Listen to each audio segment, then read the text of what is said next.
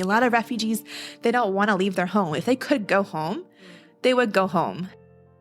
People go to the extent they have to survive. People raise money and they go out abroad, but why can't we walk across the street? You know, we all keep our unique characteristics and we make this beautiful thing that is the United States. Welcome to The Human Experience. I'm Jennifer Peterkin, and this is episode 5, Laura's Story.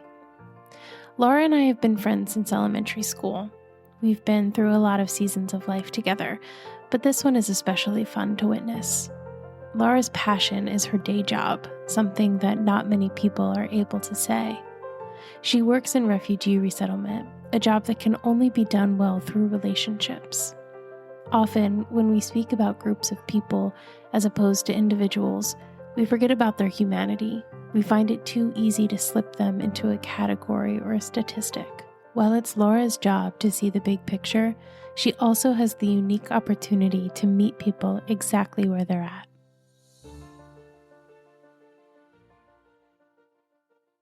I've known Laura since we were in 3rd grade. Yeah, probably. Yeah. When did you, are you a lifer from? I'm a lifer. Okay. Yeah. We went to a small private Christian school together growing up. And so, yeah, I came in 3rd grade, but you started in kindergarten. Yeah. And then Laura and I played hockey together, field hockey, all through school. Anyway, we've known each other a long time. So it's just really cool to see people you've known a long time grow in who they are as a person. So I just really appreciate you sitting down and talking with me. So you are now working with the refugee population. Mm-hmm. That's really where we're starting tonight and where I think a lot of this is going to go, because that's just so much of what has changed your worldview and where you're coming from, like white suburbia in, upper middle class Pennsylvania to just being involved in a very different culture and socioeconomic system. So where do you work and how did that start? Yeah, so I work at a nonprofit in Northeast Florida. It's a resettlement agency. So really, I kind of fell into this work kind of randomly, but I obviously know it's not random because everything happens for a reason. So I studied a health care major, an undergrad, and then I went back for a master's in public health, and I concentrated in global health. So in order to graduate, you have to do a practicum. So I had my heart set on this one organization. I did the interviews for this practicum. I was so excited, but I didn't get it last minute.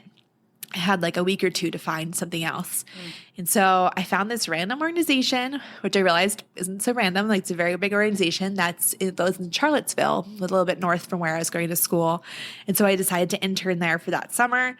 And that's where I was exposed to the world of refugee resettlement. So before that, I had no clue that these populations are coming to the United States, how they got there, why they were coming. It was a complete shock for me. And that summer really lit my passion for refugees and serving them. And so I kind of fell on it by accident, but I know it wasn't an accident. It was fate, of course.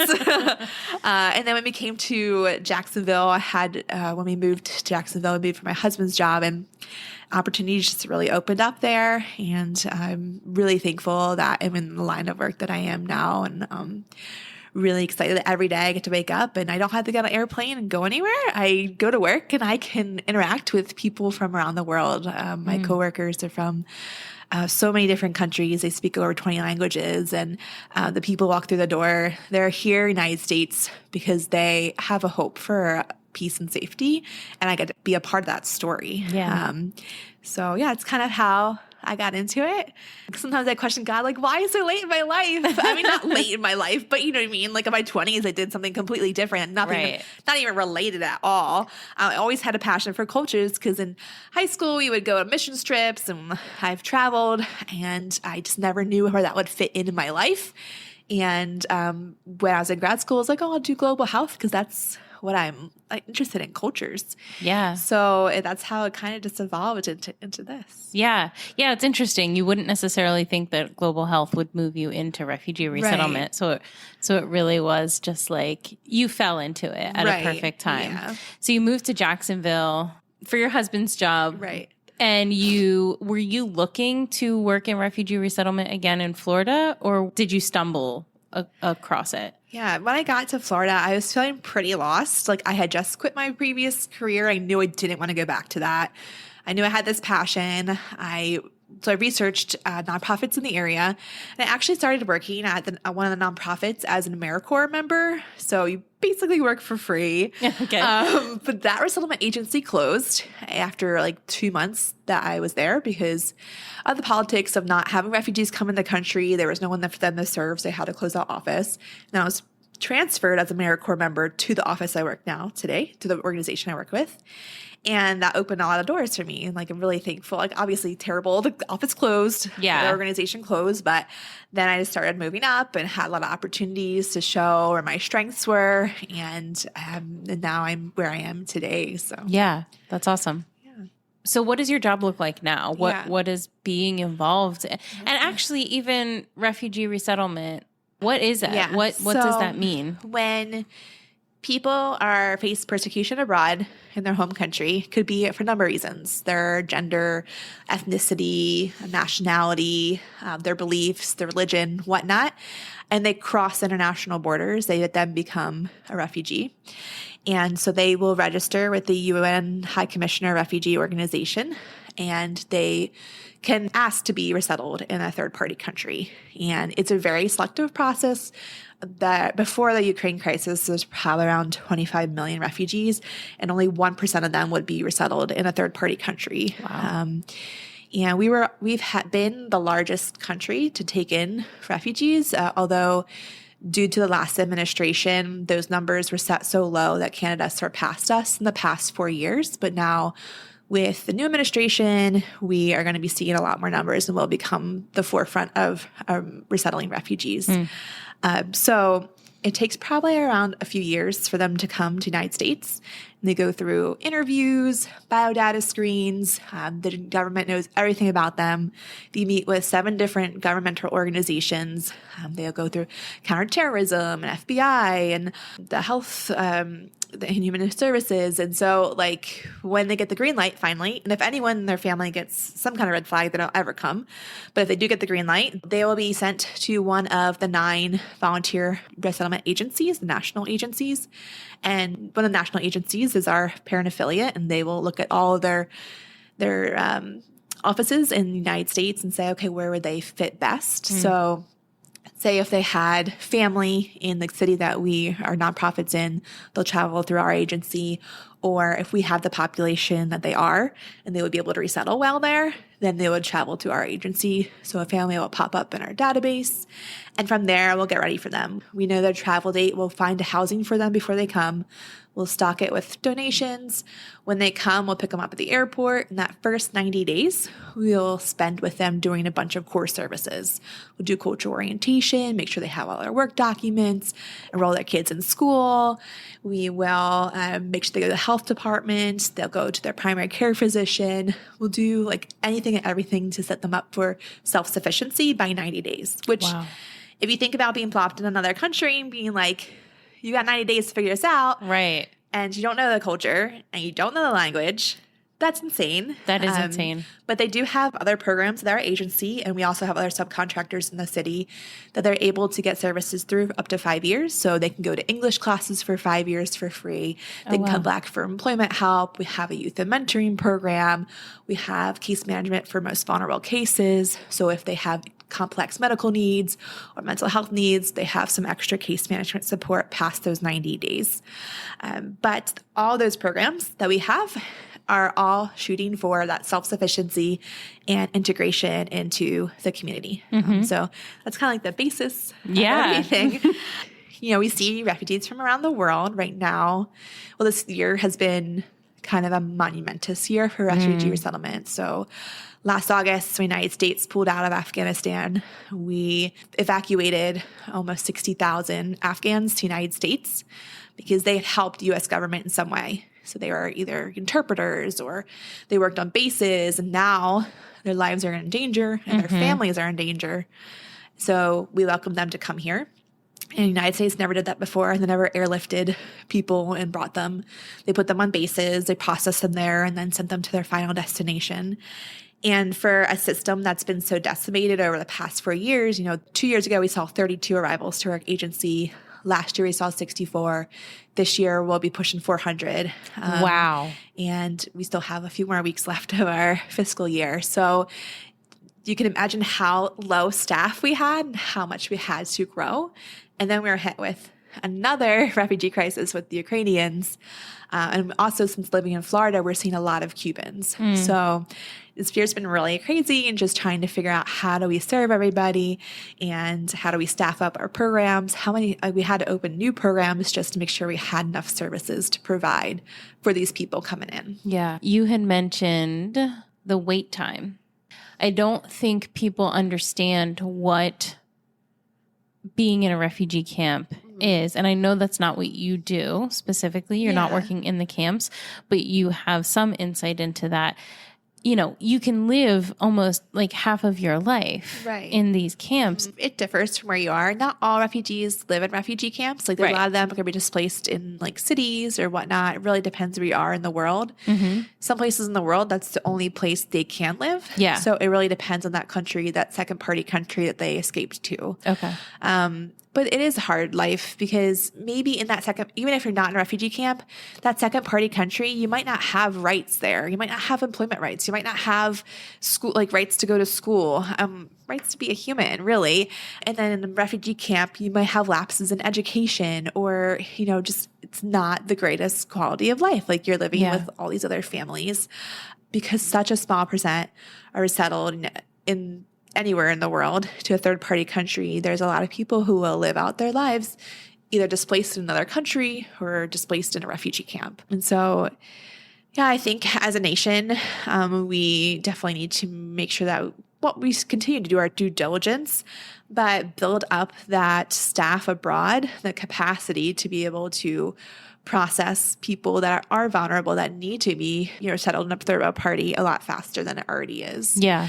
And I mean, this is a completely separate conversation, but same with our immigration policies. The reason why we have people coming in illegally is because it takes 20 plus years sometimes to get here legally. And when people don't have the option between dying and living, like what are you going to choose? Right. Are you going to choose to enter illegally? Yeah, probably because you want to live. We are privileged to live where we do, first of all. But not just that, we are privileged to not be displaced from our country because we have the freedoms that we do and we have the rights that we do as citizens of this country. So it's something that we don't really understand because that's not how we live, and it's not really anything that has entered our consciousness as far as like what could happen. That's not our past. It's not our present. And unless we have experienced that or have been proximate to experiences like that, it's really hard for us to imagine what that's actually like. Right. So I think that when we don't have the policies in place, like people go to the extent they have to survive. And that's the same with a lot of processes of the government, like employment authorizations. We have people here that are here legally, but they're waiting for employment authorization. They're waiting 6 to 12 months. And that's not right. How do you expect human to support themselves? You welcome them in the country, but you're not giving them employment authorization. So that's like our Cuban and Haitians that are allowed to come over the border. That is like the Ukrainians we're seeing now. The wait times are getting a little bit better, but we have a lot of clients that have been here since April, May, still don't have employment authorization yet. So processes like that, have to be thought about more in a humanity way. Like, what do we think they're going to do when they're here and they have nothing else to do? They cannot support their family. They're going to go out and work under the table. We need to be more mindful of those kind of policies and think of it from a better perspective. Yeah, there's a lot of nuance to the conversation. Right. And there always will be. But a lot of it comes from just not understanding how the processes work and where the pitfalls are. Right. So like you're saying, if you welcome somebody into the country and they can't work, that's not their fault. Right. So how do we fix that? Because ultimately that's on the government to fix at that point. And I think, again, there's just a huge gap in understanding and education of what a refugee is, what an immigrant is, and what the expectations are for them when they get here. I can't really imagine that all of these people that want to come here don't want to do their best or their most to build a life for their family. It's a big conversation, and it's a long conversation. It is. We go down rabbit holes of things that need to be changed on both our part as U.S. citizens and the government's part. But, sure. Yeah, it's a lot of different moving pieces and puzzle pieces that have to be put together. Yeah. And just to clarify, when you say, because you said a second party country and a third party country. So a second party country is a country that someone can go to that is not their home country, but they can receive like a temporary asylum, but they will not have citizenship in that country. They will never be able to stay there, really. Yeah. So they escaped there from their country. Okay. And they're awaiting resettlement. And you can get resettled to other countries like Germany or other places. Yeah. So the first stop is to leave your country that's dangerous for you. And then you're there in that second party country. And like, it depends on those policies in that country, like what rights they have there. And if it's a good fit for them to stay, then they stay. But most of the time, just the same as us, we have quotas. We have, only a certain amount of people allowed in the country and all this other stuff that surrounds that. So most of the time, a second party country could be your final stop. Could be. If it fits. But a lot of the time, it's just not going to work. And so you're just kind of waiting there because you're safer there than your home country to go to a third-party country. Yeah. And we are a third-party country, but like you said, there are a lot of them around the world. Yeah, and we have prided ourselves as being the number one country that resettles refugees.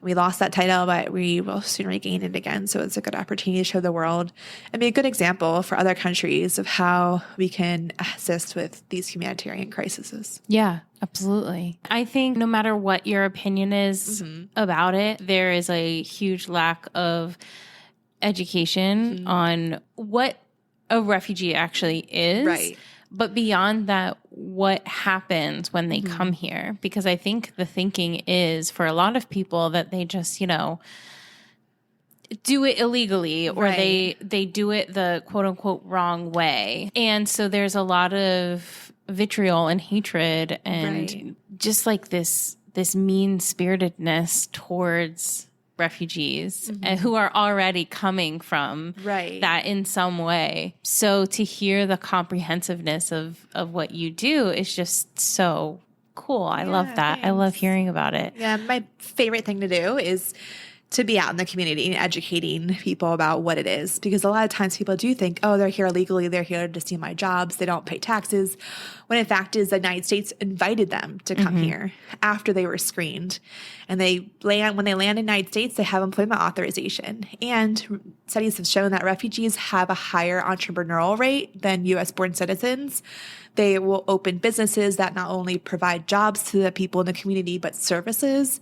They buy homes, they buy cars, they become productive members of our society. And even a study shown that between 2005 and 2016, they put into state government and federal governments $64 billion of taxes. So they have a lot of benefits, not only economically, but they make our cities more diverse. They bring their cultures, their languages, their food, their music. There's a lot of ghost towns around America that were decimated over the years, but now they're thriving again because these populations are moving in and they're doing really well there. Yeah, so creating community. Right. And people I think they see a foreigner and they get scared, but they just want to have peace and safety. A lot of refugees, they don't want to leave their home. If they could go home, they would go home. But they have no other choice but to come here. Yeah. Like it's for their livelihood. Sure. And it's hard when they're here. They don't know the culture. They have to learn it. They have to learn how to navigate in English when they're just starting English classes. And this year did a good job of unfortunately, terrible events happened this year around refugees. But in the media, it was displayed who these people are. These are real people. they're scared of the same people we're scared of. For example, the Afghans, they're also afraid of the Taliban. So it gives that human side of refugees, and they can kind of understand it more. Like now the Ukrainians, you see that in the news, and that makes it more personal to Americans. They say, Right. oh gosh, yeah, we need to have them here. Where in past populations, it's not in the news, so people don't really know, and they're not as welcoming. Sure. Yeah, I mean, that makes sense. I think there's this idea too that I can't help but think comes into it of American exceptionalism. Like, this is the best place on earth. There's nowhere better ever. And there's this thought that everybody that's coming here is just coming here because it's the best place you could possibly be. And that just totally disregards community and family and your culture. Not everybody that comes here wants to come here necessarily. Right. And it doesn't mean that they're not grateful, right, for a place to call home, hopefully, eventually. But this wasn't their choice. This was forced upon them as well. Yeah. And they're all walks of life. It's not just these are really poor people from rural areas. These are like doctors, lawyers, teachers, so many different people, so many different backgrounds that are coming in. But persecution doesn't discriminate against people, no matter what their age is or what their occupation is. Right. I think that's not a misconception. It's these people just want to come in and do a free ride on the government. And that's really far from the truth. Yeah. What was the biggest change for you? I mean, like, this is totally different from what you grew up around, just in the sense that we grew up in a very like sheltered environment, protected, not that diverse. Right. So what has that done for you? Yeah, it's been really interesting. Just really has opened my worldview. It's changed my mind frame. It's interesting to just deal with different cultures. That's probably the biggest challenge of refugee settlement is the cultures. This past year, especially with the cultures we've seen come in, it's been a lot of learning and a lot of checking your pride at the door, but it's beautiful at the same time. You're so used to our culture and whatnot, but to see culture from other people's eyes are so hospitable, and just the people in general are such beautiful people. But the crazy thing is that these people have been through a past that I will never, ever comprehend. I remember back during my practicum, I took a 16-year-old Syrian girl to the doctor's office. She'd had shrapnel in her body from a blast and had gone through tons of surgeries when she was in the United States. And that just to me, I couldn't even imagine being around gunshots or seeing people die or a bomb and just what they've gone through. But they're so resilient, and they're here to work, and they're here for a better life. And I will never fully comprehend that. Yeah. Yeah. Wow. Yeah, it's a lot to kind of swallow, right? What somebody's day-to-day looks like versus something that we will most likely never see. I mean, God willing, we will never see. Right. Do you find that after being in these environments, do you have a little less tolerance or a little less patience for other people in those more sheltered communities? No, I know what you mean. Coming from a background that I have been coming from, very conservative background, conservative mind thinking. I think there's a lot of misconceptions on refugees, and it really burns my heart when people are so uneducated about the topic, because you cannot sit there and speak about politics about the topic if you don't know the actual truth or you don't know the actual process of them getting here. So to make blanket statements that are just hurtful about a people group, but you don't actually take the time to educate yourself on, that really burns my heart. But when I first started getting into work, my family would have a lot of extended family would have a lot of conversations about it, and it would be really hard to get through to some people and be like, that's not how it is. Right. Like, you're making assumptions on things you don't know, and you're mixing up the terms. They're not illegal. They're here with documents. They get a green card after a year. They become citizens after 5 years, and they're here to work. Did you research any of this that you're Right. saying? So it's hard when people will bring that up. And I understand that the media doesn't do the greatest job showing like what it actually is, because it's not always a hot topic. It's not always in the media. Yeah. But when it had been, like especially back in 2015, the Syrian refugee crisis, people would just make statements that were ridiculous. Yeah. You're just like, but if you saw their faces, if you sat in the room on the floor with the family and talked to them about their experiences, they are real humans. And to like make slighted comments about people that you don't do research in, is wrong. Yeah. So, there's a lot of fear mongering. yeah. In regards to that. And kind of what you're already saying is that ignorance is the biggest hindrance Right. to Compassion almost. yeah, absolutely. Absolutely. That's a huge thing. I mean, part of this whole project is about the importance of proximity, because once you are proximate to someone or something, some issue, it's really difficult to hold a position of hatred, right? Because you can't, once you understand where someone is coming from, there's a humanity attached to it. Right. And that's really the point of all of this, right? Is that everybody is a human. All of these people that are being displaced against their will, Right. they're all human beings, and they're just looking to build a life somewhere safe for their family. I was also going to say, like, because of my faith background, it's been very challenging with people of same faith for me too.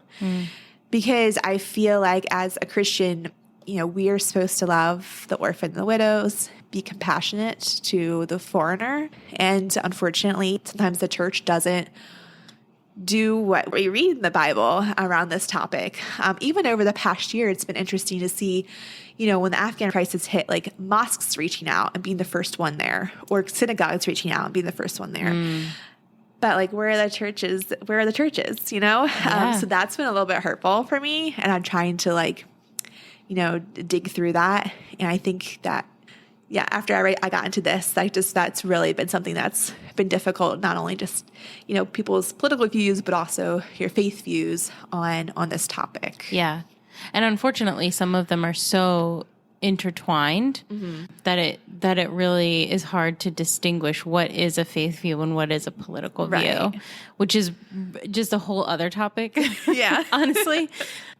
But yeah, I think that's a really good point. And again, you have been in proximity and you are actually like walking this out in real time, in real life. It's a totally different experience than speaking at this level of just like ideas and conceptions of something. And it's really easy to sit and think, this is how I feel about something, when you've never had any experience with it. And not that you weren't a compassionate person before all of this, but it totally changed your worldview. Right. So how has it changed your faith specifically? Yeah, I think my faith, it guides the work I do. It's the reason why I'm in it, because I fully believe that God created everyone on earth equally, and everyone should have the same opportunities, and not just to survive, but to thrive. And so that's where my passion for this work comes from. It derives from that. Definitely is challenged, but it definitely is something that pushes me forward every day. Yeah. And you talked about not having the response from churches that you would hope. Right. And having responses from other areas in community and communities that aren't part of your faith community. Right. So has that hurt your view of the church? For sure. Yeah. Unfortunately, that's one thing I've been battling over this year. And even also, this is going to open another can of worms, but seeing differences between the church's response between the Afghan crisis and the Ukrainian crisis. Because the Afghan people don't look like us. They're, a different religion than what my church and churches believe in. And then we have Ukrainians who are white and mostly Christian. Yeah. But that's not what the Bible says. Right. Like, only serve those people who look like you and believe what you believe. No, Yeah. that's not what it says. So that's been like a whole other layer on top of what I've felt this year. And I can't say that no churches did a good job. There were Right. churches that did reach out, but overall, the majority, and I know this was seen across the nation, that there was a lack of effort that should have been there. You know, we establish a lot of churches like mine or others that are Christian based establishes international missions teams. People raise money and they go abroad, but why can't we walk across the street? Why can't we talk to our neighbors that are different than us? Yeah. Like, you don't have to get on an airplane to do that. They're right there in your community, but that interferes with your daily life. Right. And that's Exactly. inconvenient. I think that's a great point. You know, when you go on a missions trip, you leave it there. Right. You know, it's totally separate. You don't have to integrate it into your daily life. You can take from it what you want. Right. So you get to take the things that you liked about it and leave the things that you didn't. And it's not something that you have to walk by every day and see and feel and, you know, experience. Yeah. You don't have to put like a long lasting effort Exactly. into building a relationship. Right. And I definitely think there is places for international mission trips. I'm not knocking that. Like, that's how I found my passion back in high school. But I do, like, because we have such a great opportunity right now in the United States where resettlement is going to be really high in the next few years, it's important for the Christian church to be like, oh yeah, they're coming to us. Like, how do we now see that, and how do we reach out to all these people? Yeah. Yeah. And that whole idea of it becoming your own community and that just being a normal thing, it's just what we're supposed to be doing is being entrenched in our community and helping our community. Yeah. Yeah. It just, to me, if I think about all the Christian churches in the United States, if we all got together and we all said we're committed to loving these people that are broken coming into our country that need love, how much better would refugee resettlement be? They would be so much more integrated in the community. They would have a lot easier time transitioning to their new life because they would have mentors and we'd have plenty of volunteers and things like that. So that's just something that comes to my mind. Yeah. No, I really appreciate you sharing that and being vulnerable with that, because it's too easy, I think, to just sit here and be like, oh, well, you know, sometimes the church fails. And I think that that's not enough. You have to say, but no, this isn't acceptable. And here's why. And I think it's not unfair to say churches could be doing a lot more, a lot more. And there's a lot of power in the institution of churches that is not being harnessed for the good of communities. Right, exactly. And we need to move from what we're teaching at the pulpit to action. You know, we can go to church week after week, but if we're not acting on what we're learning, then what are we doing? I want to go back to your can of worms a little bit. Okay, sure. You are in a unique position to have worked with several different populations over several big refugee crises. So having worked with Syrian refugees and with Afghan refugees, and now with the whole Ukrainian refugee crisis, obviously they're all refugees. They all need help. But from our perspective of the people receiving or the people talking about refugees, I know you said that there were differences. And I think a lot of us can probably know what you meant by that. Right. But can you just talk about it a little bit? Like I said, we have this fear of people who don't look like us, and maybe they wear hijabs or turbans, or they speak a language that we don't understand, or their skin is different than the majority of us.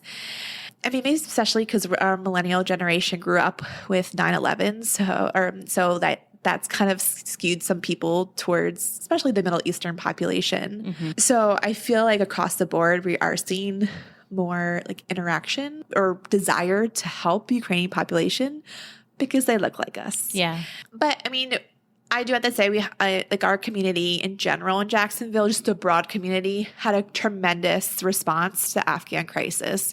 Wow. Especially a lot of the veterans that had a really great response, because these are the people that took care of them when they were in Afghanistan. These are their interpreters. These are people that they really built really great relationships with. So in that respect, like those people groups, they really came together in Jacksonville and really welcomed them. But I do feel like there's a lot more maybe church participation with Ukrainian refugees. And that's just my view, just of my city. I've gotten that kind of vibe from other places as well, as I have talked to others, not in the Florida area and other places in the United States. And I really thought that was an interesting observation of, are we more inclined to help people who look like us versus people who don't?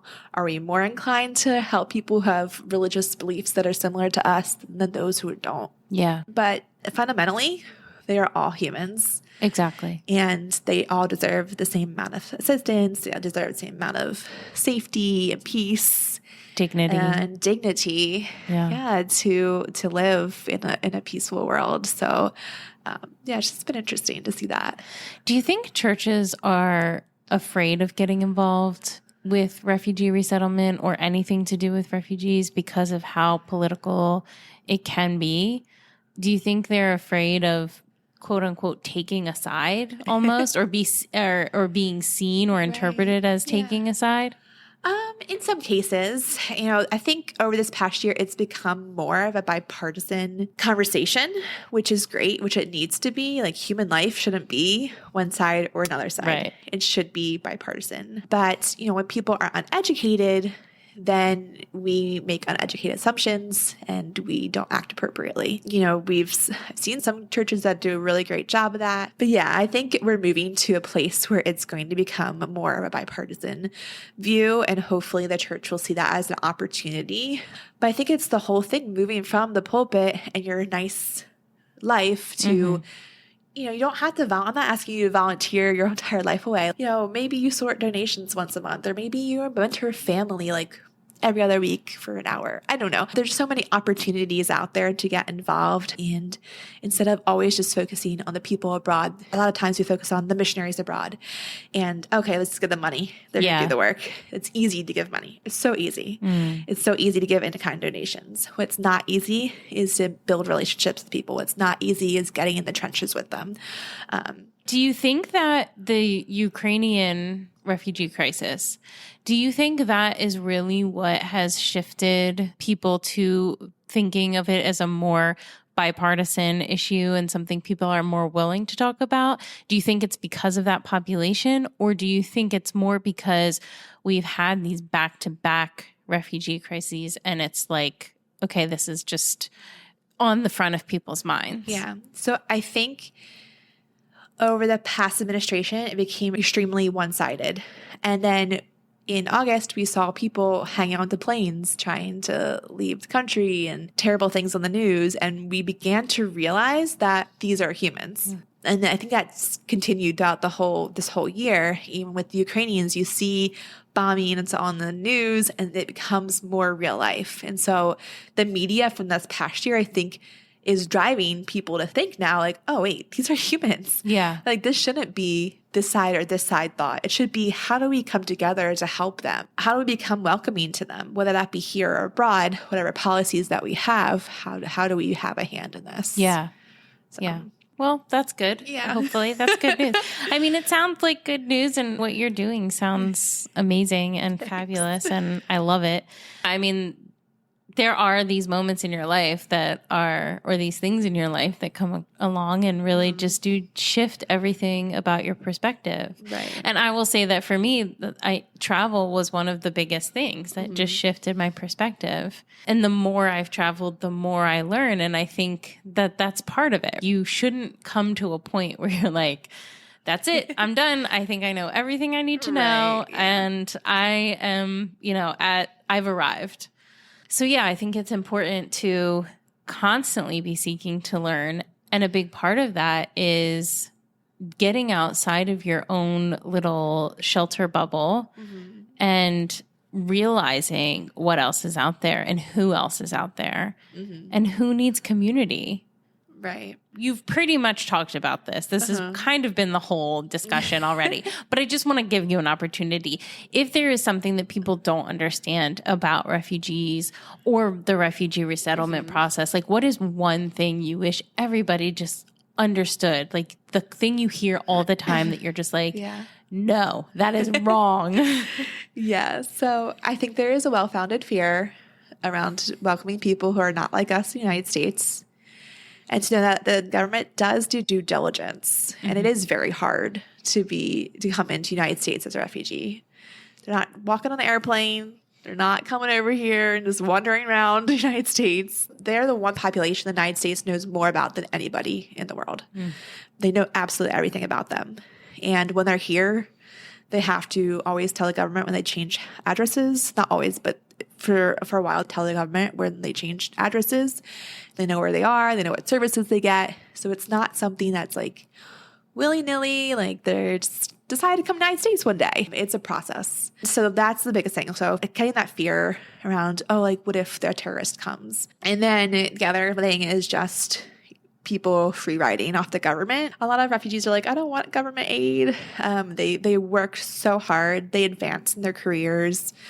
They have multiple jobs. Their kids do phenomenal here. They learn English. They're all high achieving in school for the most part when they have the opportunity to get the schooling here. And they do really well. So I think that people need to get both those notions out of their head. These are vetted people and they're here to work and live safely. And we have a place where they can do that. Yeah. So we're fortunate to live in a peaceful country, and they're also, so excited when they come here. I always ask them at cultural orientation, like, what's something you thought about the United States before you came here? And a lot of people say, everybody's welcome. I can, be whatever religion, I can be whatever nationality that I am and be welcomed. And I want to say like 100% that's true. I do tell them that there are some people in this country that are not going to be as welcoming, but for the most part, they will be welcomed and they can be who they want to be here. And that's really exciting for them. Yeah. Yeah. Wow. I think my heart broke just a little bit after hearing that. How do people get involved? Yeah. If they're just like a lay person that doesn't have a global health degree. But you have some experience in something. So whether that be you're a nurse and, there's career laddering programs where we have people come in and do CNA courses. You could be their mentor, or you want to be a mentor for a new family. A lot of agencies will set up volunteer groups with an incoming family and they walk alongside them for that first 90 days. So they can show them how to check their mail and to go to the grocery store and different little things that resettlement agencies don't have the time to sit there and hash out with the family. Even just tutoring or going into an agency, doing donation sorting. That could be like a one-time group thing or apartment setups. There's a lot of opportunities. Wherever your strength is, I guarantee you there's some way that a resettlement agency can utilize it. And resettlement agencies are across the nation. They're in almost every major city, even some smaller cities. And so there's always options. Right now, it's really easy to find volunteer opportunities in that realm because there's such a huge need with the populations coming in. Yeah. Yeah, that's great. So you can just basically Google refugee resettlement in my area and then just contact them. Yep. That's great. It's very easy. And it's something that you can practically and physically do and be involved in. There's a lot of organizations or a lot of nonprofit work that short-term volunteering isn't actually helpful, right? It's like more work for the staff to have volunteers come in because it's almost like you have to set them up with something to do and monitor them and all of this stuff. So, but from what you're saying, it seems like there are quite a few opportunities to just be involved because it's basically about being a human. Right. Yeah. With another human. There's both options. Like a lot of times groups want to just, come out and see how it's like and be able to set them up with some short-term little projects. There's some people who are like, I want to be in this like with you. And that's so helpful to be able to have them and count on them. And sometimes we have people just simply transport people like take them to a doctor's appointment once a week. Just little things, like anyone can help, no matter how old you are or what your career background is or just background in general, what languages you speak. Doesn't matter. Like, we'll take you. Yeah. In the nonprofit world, we're always expected to do the impossible with the minimum staff. So we are so reliant on volunteers to be able to get our work done. Yeah. And, unfortunately, it's not like a flashy thing, right? So you don't get a lot of press. Refugee resettlement agencies don't get a lot of press. They're not cancer awareness or, pet shelters or anything like that. And none of those are bad things. But it's different. You don't have people knocking down your door to raise money for you. Yeah. And it's sticky. Like, you are going to deal with other cultures. You have to learn how to deal with that. You have to learn how to be flexible, because a lot of times, in other cultures, being late is on time. So it's not the simple, like, this is going to be a really great volunteer experience. And you will come out of it being like, wow, I've learned so much. But it is hard work still. Yeah, for sure. I'm just really happy for you because you seem happy. And it's just really cool to see people you've known for so long grow. Not that you haven't grown before, but, just like see where life takes people. It's just a really neat thing. And I've learned so much from you. And I just feel really glad to know that people like you exist in the world and that, to call you friend and to be able to learn from you, because you're really generous with your information too, which I think is important. So what do you think is the future for refugee resettlement? What are you guys looking towards in the future? So the president always sets a cap on the amount of people that come into the United States. And so we were at an all-time low over the past 4 years. And I think it was maybe 15,000 or 20,000 was the cap last year. This year, this coming year, it'll be 125,000. Wow. And they are pushing for policies to make it so that we can't drop as low as we did before as administrations change. So I think the future is that we are going to build more of a robust program at the federal and international level to have a better streamlined time for refugees, because some people can be waiting in refugee camps for a long time. I have coworkers I work with that were in a refugee camp for 18 years. Oh my gosh. So, people have been waiting for a long time to come to the United States. So I think that they're really working on rebuilding infrastructure for that. And then here in the United States, all agencies like ours are rebuilding infrastructure again. How can we offer the best services? How do we address vulnerabilities? Like this year, we saw a lot of vulnerabilities with women, especially with the populations that we're seeing. So now we're like, okay, well, what programs can we build to offer better services for them? I think the future is really bright. I think we have a lot of great opportunity to step up for our brothers and sisters around the world. Yeah. And that will continue to make a better, more efficient process for them coming here and integrating into community. That's awesome. Yeah. I love to hear it. Yeah. So your coworkers, some of them are former refugees. Yeah, a lot of them. Or they are refugees. Yeah, not former Okay. refugees. Yeah. Yeah, they've built their home here. Yeah. Okay. A lot of them are either immigrants or former refugees. So they just do tremendous work. They are so talented. Some of them speak 3, 4, 5 languages. They could go somewhere else and make way much more money, but they have such compassion for helping these next generations that are resettling in the United States. And they're the most effective with the people coming in, because they're like, hey, I did this. I know it's hard, but let me show you. Let me show you what I did. And, I have one coworker who came in. I think she's been here for about 20 years now, but she worked her way up in the corporate world, and her family lives in a really beautiful house, and then just her kids are lawyers and bankers, and they did tremendous here. And so when families see them, I'm like, wow, like we could do that. She's like, yeah, I just worked really hard. You know what? I took that first job that was offered, and it wasn't that a great pay, but I worked so hard. My family and I worked so hard over the years, and it's just really encouraging to see like what they're now doing to their people groups that are coming in and how they're shaping them, and also showing compassion to them. That's really amazing to hear that how many people then circle back Right. to say, like, I need to be a part of the next generation because this is who I am, and I know what this struggle is like, and I want to be a part of that solution. Yeah. And it's so nice to see like their sense of pride for where they come from. Like I have one caseworker who's Afghan.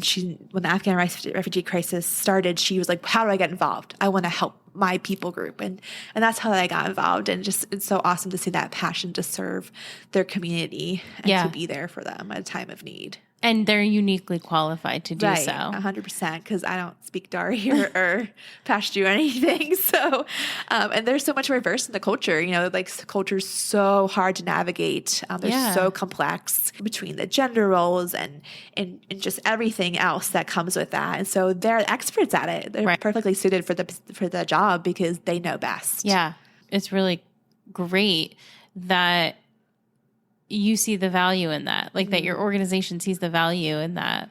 You know, it's not like, well, they're here, they have to do this, this, and this to be successful. It's like, look, you're going to have to navigate these government systems, and you're going to have to know how to integrate into life here. But that doesn't mean that you have to like stop being who you are. Right. Yeah. And we don't want them to stop being, I don't want them to become, you know, just like a cookie cutter version. American. Yeah. I want them to keep their language and their religion and their cultural traditions. It's just that, you know, we're here to show them the tools to be successful in the United States, not to shape them to somebody we want them to be. Yeah. I think that's a really important distinction as well, because it's not about coming and just becoming an American, which what is that anyway? Yeah. Right? Like that's a whole other conversation again, but people always say like, oh, the melting pot. And I think if we're going to use an illustration, like let's maybe use like a tossed salad or something. Yeah. You know, we all keep our unique characteristics, so we make this beautiful thing that is the United States. If we were all alike, it wouldn't be, you know, who we are. We are a country that was built on immigrants, and we will be continued to be built by people who are from all over the world. Yeah. Yeah. And I think it's important that we keep that. If you stop immigrants from coming to America, then we're missing out. Yeah, we really are. We really are. Yeah. Other culture and other traditions are never a bad thing. You know, if you get the opportunity to experience somebody else's culture and traditions and to be welcomed into that, it's a really special thing. Yeah. No matter where you are or what that looks like. So, yeah, I love that. Well, thank you so much. I appreciate you sitting down and talking about this. I know it's important to you. I know it's important to other people too. And I hope that somebody listening just feels seen, you know, after hearing this. So I want to just give you an opportunity for a final word if you have one. Like there's no pressure, but if there's something that I didn't ask you and you were just like, hey, you forgot to mention this. Yeah, I just think for like anyone listening, when there's things that you hear about in the news or whatnot, it's always just important to educate yourself. So you can shape your worldview on something, not just from one news source that you hear or one comment you might hear from your coworker or your friend, but to educate yourself on various topics that you can make informed decisions of what you believe in. Yeah. And a lot of time that's listening to the people that are in the weeds, on the ground, doing the work. Right. Yeah. So there is one question that I do ask everybody. How do you view compassion through the lens of your experience? How has compassion changed for you after working in refugee resettlement? I think it's become amplified. You know, we don't know what people have gone through, whether that be for refugee resettlement or anybody in the community. You know, you don't know their backgrounds. And to loving them where they are and to supporting them where they are is something that, I feel like just surrounds compassion. I mean, this whole thing has been an exercise in compassion and stretching it and getting mobility with it, which I think is important. Yeah, I think compassion also isn't easy. It's hard. This past year, especially, just thinking about the times where I know I need to have compassion, where hung up on like maybe people's reactions towards situation or something in the culture that rubbed me the wrong way or, all sorts of things. But at the end of the day, yeah, it's a beautiful thing, but it's something that is very challenging to do. So, Yeah. You have to choose it over and over. yeah, for sure. Well, thank you for choosing compassion because You're welcome. we need people in the world that are doing that are waking up and making that choice every day. Yeah. For sure. Some people can't and some people won't. Right. Yeah. Even this is the smallest thing. Yeah. Even saying hi, when people say hi, especially to our refugees, like in the community, you're like, wow. Like that shows compassion, just welcoming. Yeah. So, those little things that you do that don't seem like it's like a lot, mean a lot to other people. Yeah. You never know. Right. You never know. Thank you so much for listening to The Human Experience. If you enjoyed this episode and you'd like to help support the podcast, please subscribe, share it with others, and leave a rating and review on your favorite platform. Everyone has a story, and I'd love to hear yours, so be sure to check out the show notes for more information about how to stay in touch. Do good and take care.